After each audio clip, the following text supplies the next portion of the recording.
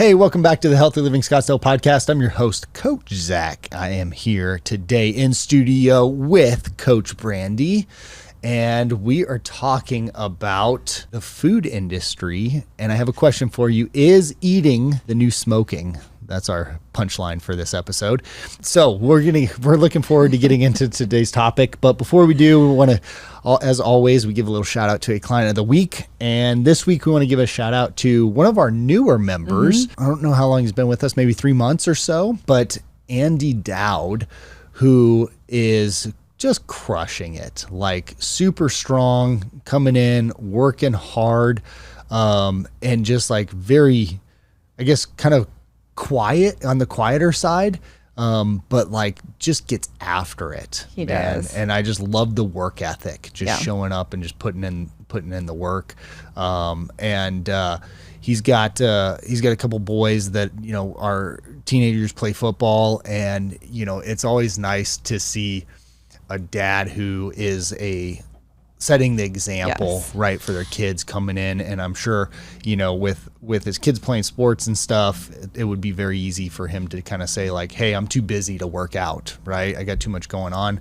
But not the case. He's in here 3 or 4 days a week, just always like staying consistent and working hard. And I just love that. Yeah, I love it too. I trained Andy on Saturday, and he was making it work within his schedule. Like, after his workout, he was going to be off to, you know, shuttling kids around, but he was finding time to make it happen, and he works really hard. Yeah. Good attitude. It's awesome. So, okay, cool. Guys, I want to tell you a little story, something that I learned recently that I didn't know, but back in the late 1980s or early 1990s, Philip Morris, which was like the biggest cigarette company, bought Kraft Foods. And then another company, now I'm blanking on the name of it. But what they did is they had all this excess cash, right? Because they're a cigarette company and, you know, it's an addictive product.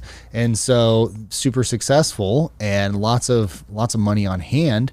But obviously, you know, kind of comes with a bad rap sheet. So as people, you know, start smoking less and less, they're kind of looking to diversify a little bit. And so they went out and they bought Kraft Foods and then another company as well. And what they did is that they had this R&D department of these scientists who really their job was to make cigarettes more addictive, right? And so what happened is they're like, well, we kind of already got that down. Let's go ahead and have our scientists shift gears and figure out how to make food more addictive. And if you look at, I feel like this is a very pivotal moment like in American history that you probably have never heard about, because if you look at our health and fitness since the 80s, right, like 1980s, it's really declined. It's really declined. And what we've seen is our food and our farming processes just become really just corrupt is really what it is, right? The food has shifted from being about nutrition and fueling you and, you know, really kind of the essence of life to greed and how do we make food more addictive, less nutritious, so that people buy more of it. Right.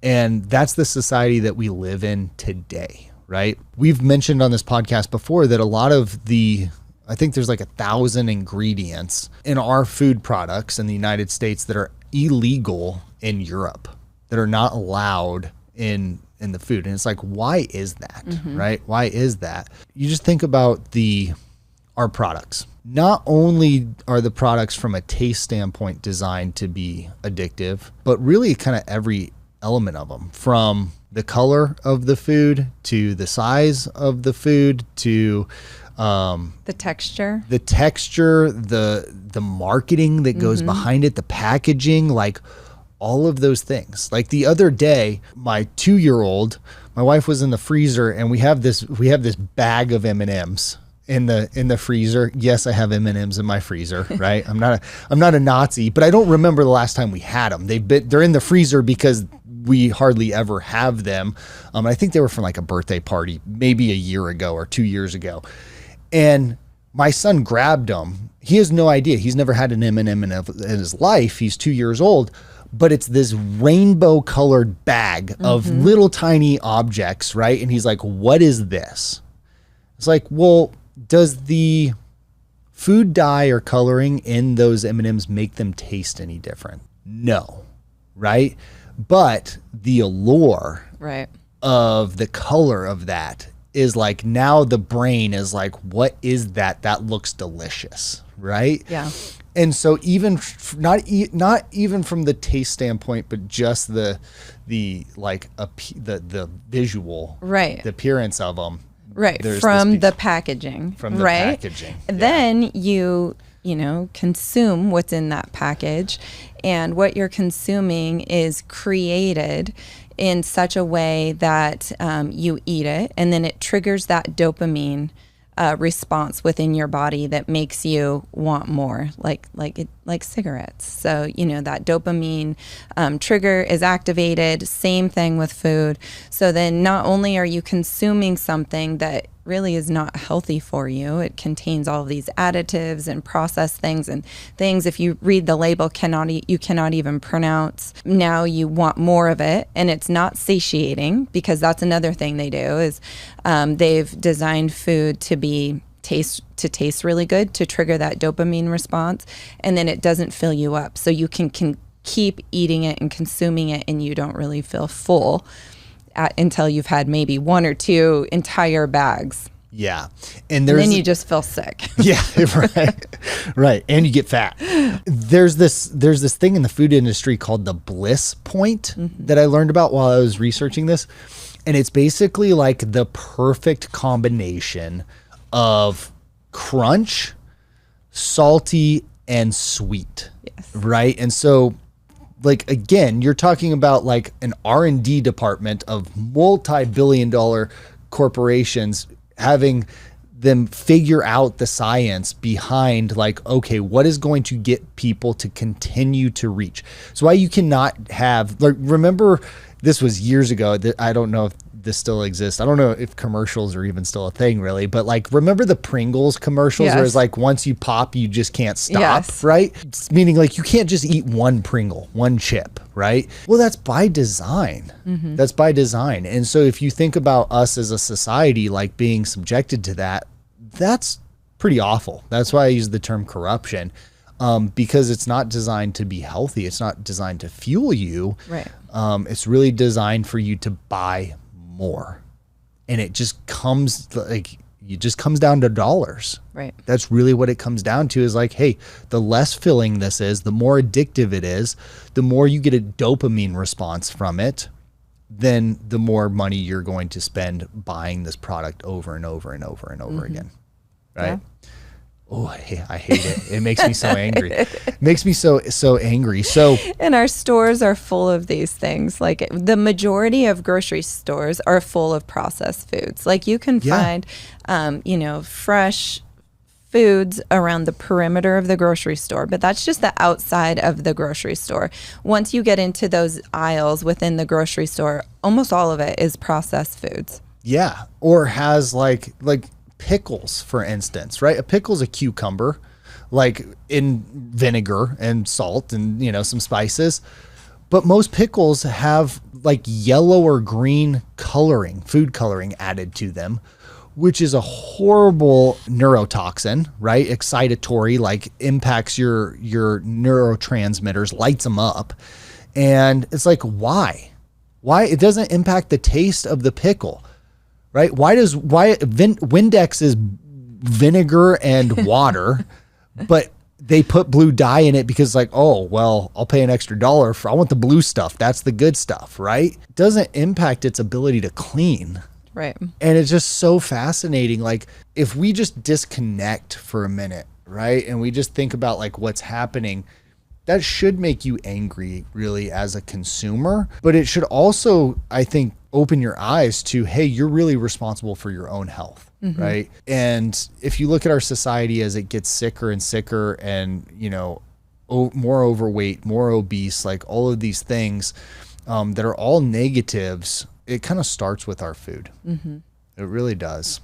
So what can people do? Well, that's if you feel you may, or you're at least aware now that Yeah. food has these addictive qualities. I think one of the things, just being aware of what you're eating and just being mindful, just like that awareness for one, and then start shopping the perimeter of the grocery store if that's not something that you do already. Try different things.